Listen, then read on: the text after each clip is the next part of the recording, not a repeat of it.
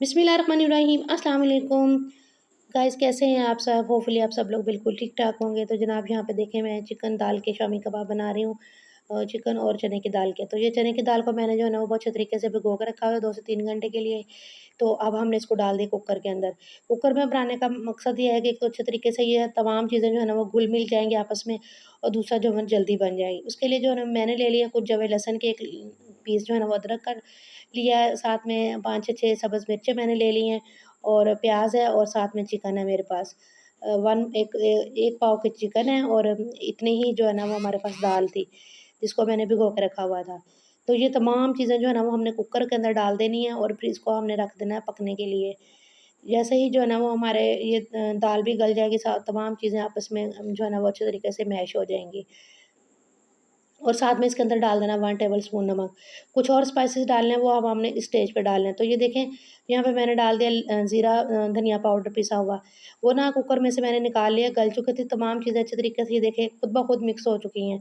तो ये थोड़ी-सी लिक्विड लग रही हैं आपको, लेकिन इसको हमने थोड़ा-सा और ड्राई करना है। साथ में मैंने 1 टेबल स्पून जो है ना वो काली मिर्चों का पाउडर इसके अंदर ऐड किया है।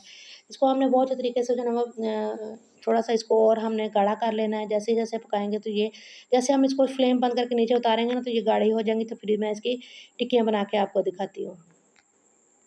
ये देखिए जनाब, मैंने प्लेट भर के माशाल्लाह से एक प्लेट और भी इस तरह की मैंने बनाई है। 2 प्लेट्स मैंने बनाई है इसकी शामी कबाब की। बहुत ही जो है ना वो मैंने लाइट से बनाया, ज़्यादा बड़े भी नहीं बनाए और ज़्यादा छोटे भी नहीं बनाए। उसके बाद हमने ले लेना है 1 अंडा। उसको हमने इस तरह से फेंट लेना है, और साथ में मैंने जो है ना वो तेल ऑयल गर्म होने के लिए घी रखा हुआ है। ठीक है। तो अब हमने इस अंडे के अंदर इसको डिप करते जाना है इनको। ठीक है, और इनको हमने फ्राई करते जाना है।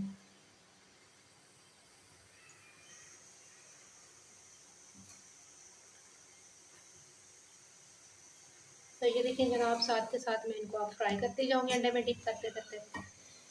इसी तरह से हमारे तमाम शामी कबाब जो है ना वो रेडी हो जाएंगे। तो फिर मैं आपको इसकी फाइनल लुक दिखाती हूँ।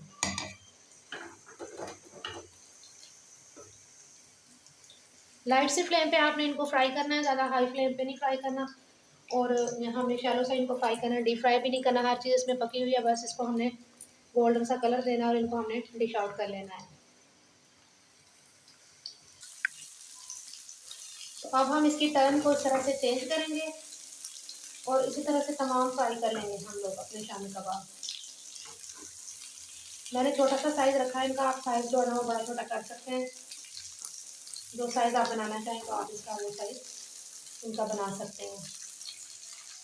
बिल्कुल भी नहीं टूटेंगे, बिल्कुल भी मटेरियल हमारा जो है ना वो लिक्विड नहीं बना, बहुत ज़बरदस्त और अच्छा सा बना है। तो ये देखिए हमारे कबाब रेडी हो चुके हैं। इनको हमने इस तरह से इस प्लेट से भी निकालते हैं, और प्लेट रेडी करके मैं आपको दिखाती हूँ। देखिए ज़बरदस्त, कितना ज़बरदस्त सा गोल्डन सा कलर आया है इसके ऊपर। तो ये देखिए गाइस जनाब, हमारा प्लेटर जो है ना वो बिल्कुल रेडी हो चुका है। इसको आप सर्व कर सकते हैं चावलों के साथ, रोटी के साथ, दही के रायते के साथ इसको आप सर्व कीजिएगा। तो ये देखें, साथ में मैंने इसके रायता बना के रखा है, नमक और काली मिर्च डाल के। बहुत ही ज़बरदस्त हमारा प्लेटर रेडी हुआ है, इसको आप इंजॉय कीजिएगा। मुझे एक प्यारा सा कमेंट मेरी वीडियो को देखने के बाद ज़रूर कीजिएगा। दुआ में याद रखिएगा, अपना बहुत सारा ख्याल रखिएगा। Thanks for watching.